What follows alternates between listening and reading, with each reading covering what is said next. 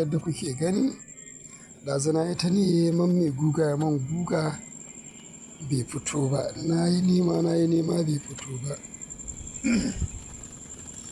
Sannan kuma na yi jira a kawo wuta, an ƙi kawo wuta. Sai jira nake ta yi a kawo wuta, aka ƙi kawo wuta. Na ce to bari in gwada wannan dabara domin in samu in ɗan goge ɗan tsammakarena, in samu in sa in fita in je zuwa shago. Ga nan dai kamar yadda kuke gani, sai na gwada wannan dabarar. Sai na kunna gas, bayan na kunna gas ɗina nake gwadawa idan na ɗora shi sai na ƙara wutan domin na ga bai yi zafi ba.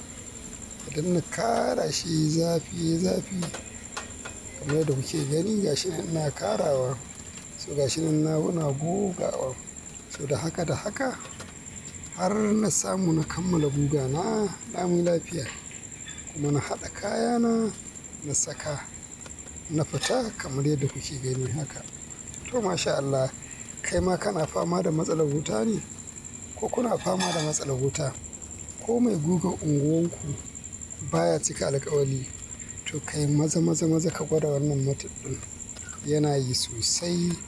Ba abin da zai samu kayanka. Ayon ɗin ba abin da zai yi. Lafiya lau. Za ka yi aikinka ka kammala ko kala nawa ne.